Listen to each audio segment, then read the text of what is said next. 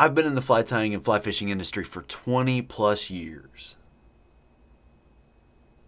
Taught fly tying to tons of people, and one of the questions I still get often is, what are the things you wish you knew when you started fly tying? Let's jump into that.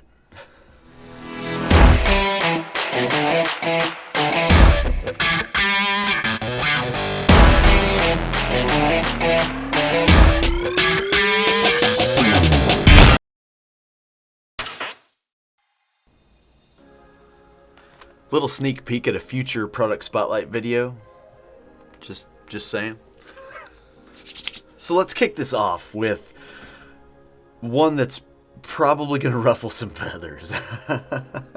Gluing versus whip finishing. Okay, so hear me out. A whip finish, a well done whip finish, be it with a tool or with your hands, is always going to be superior to just using glue. Always. Every single time. But man, there are times when it's hard to get a whip finish in on a fly. I'm thinking like bass bugs, some bigger streamers, or having just a place to do it is tough. It's really tough. So sometimes, especially bass bugs, this is where my mind goes. Deer hair bass bugs. But like I said, there are dry flies and other stuff like that as well. But what I'll do is put some gel super glue just on the thread and wrap it behind the eye to finish off the head and let it be. Totally trust it. And it's never bitten me. Not one time. Like I said, if you can whip finish, especially with a tool, it just seems like whip finish tools do a more consistent, better job at a good whip finish. If you have the ability to whip finish, always whip finish. But when you don't, just put some gel super glue on your thread and wrap it on itself. Game over. You're done. Totally cool. You don't have to follow patterns exact. I really, truly believe in my heart that substituting materials is not a big deal, as long as they are close to the original. I mean, you don't want to substitute like bucktail instead of dubbing. But if you're tying a prince nymph, let's just start there, and you don't have any peacock curl, but you do have ice dub, come on, that ties a great looking prince nymph. If you don't have any elk hair and you want to substitute deer hair for elk hair on an elk hair caddis, not a big deal. Not a big deal. It's not going to be exact. Is it going to fish exactly the same? Absolutely. So my go-to is always get it as close as you possibly can and let the fish decide. Number 3, you don't need a bunch of colors of thread. You really, really don't. A long time ago, I was talking to some guys. I was going to say old guys. You get it. Now I'm one of those old guys. But I was talking to some older guys in the sport a long time ago about a certain midge. And they were talking about this certain color of thread by this one manufacturer. And this is the only one you can buy. This is it. You cannot buy any other colors of thread for this one midge, or it won't work. Yeah, that is definitely not the case.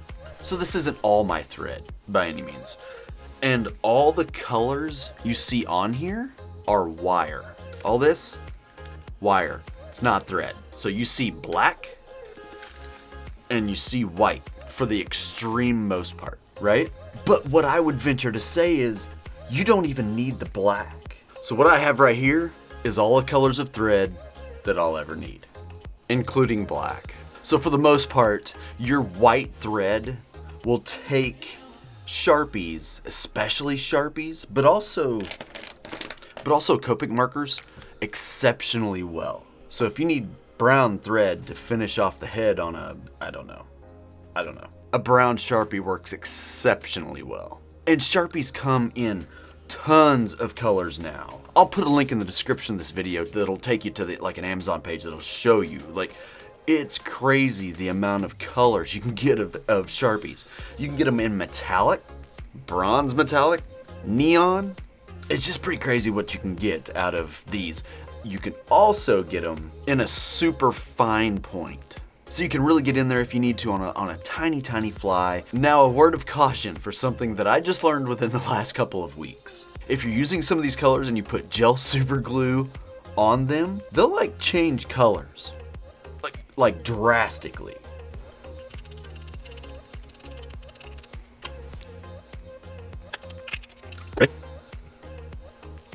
It turns like reddish orange. It's crazy. It really, really is. So, just kind of keep that at the back of your mind. I learned the hard way, so you don't have to. 4. 99% of the time, less is more. We're talking from materials to thread wraps to everything that you put on a hook. Everybody's done it. You go to tie a new fly, especially a nymph, and you put just a little too much dubbing on there, and it's bulky and weird and the taper's funky. It just doesn't work. You can always add more, but you can take it away. It's really, really hard to take it away if you put too much on.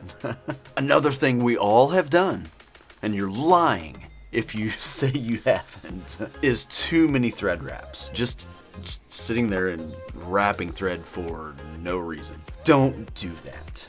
Once you get something tight and bound down, stop. Let it be. And what can end up happening if you have like too much thread in one spot is you can get materials that'll want to kind of spin around it. And all that equals is a fly that's gonna fall apart. That's just what it equals. So every single time, I said every single. It's like a lisp. So every single time, think less is more and use a little bit less dubbing. Or a little tiny bit less deer hair in this clump. Or whatever it may be. Think just a little less is more and it'll take you to another level. Number 5, thread control. I really, really believe that this is probably the most overlooked thing in fly tying. I really don't think that people get to intimately know their thread. And I know that sounds like a little dramatic. And it may be, but that's okay. Bear with me. When you tie with a certain thread that you just really, really like, you'll get to where you know how much tension to put on that before it breaks. Now, this is not an exact thing. There's always things that can happen. You're gonna break thread. But if you know how much tension you can put on your thread before it breaks, and you always shoot for that mark, you're gonna have really durable flies. You'll use less thread wraps. You just will, because you're using good thread wraps. But on the other end of the extreme spectrum, we have this technique where we use a really loose thread wrap to grab materials before we bind them down totally. And this is just thread control, just learning how to control your thread. And there's only one way to do this, and it's just to sit down and tie as many flies as you can possibly tie. You've heard me say it in the past, just tie. Tie a lot. I couldn't stop at 5. I really couldn't. So number 6, and probably the last one, stay organized. So as you're getting into fly tying, or if you've been into fly tying for a long time, staying organized is honestly the best way to stay most efficient. If I need laser dub, I go grab laser dub.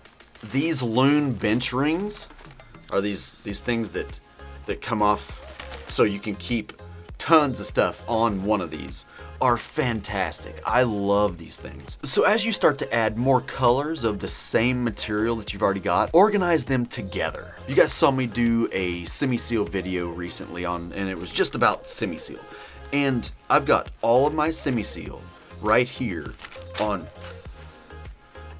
one bench ring, and I can go grab it and I'm good to go.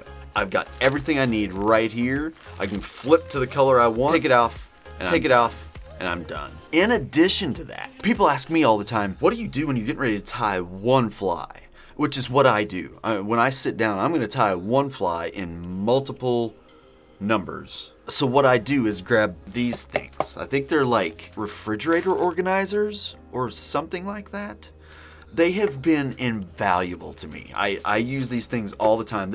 I'm getting ready to do a drop of Double Deceiver, and this is the color combo that it is. I've literally got everything I need for this Double Deceiver sitting in here, waiting to start tying this drop. I'll make a video and let you know when that drop's ready, and then you can order. I get that question a lot. How do I order flies from you? I do drops. I'll do a video. I'll let you know when it's ready. But these things are great. I can just carry it with me and go get all the stuff I need. I actually got this from the guys at Feathercraft as they were like filling orders. They carried around they walked around with their order and put the stuff into the box, and I was like, that'd be kind of nice. That'd be kind of nice. Put the stuff in that I need for any given fly that I'm gonna tie. You can get these on Amazon. You can get them. I think I got mine at TJ Maxx or something like that. They're fantastic. They have a little handle on them, and they fit. Whoops. And they fit perfectly in my cubby thing over here. So stay organized. It really will help you sit down and immediately start tying whatever you want to tie when you're ready to start tying that fly. Instead of, having to move stuff around and everything like that. Stay organized. Trust me, it'll help you a lot.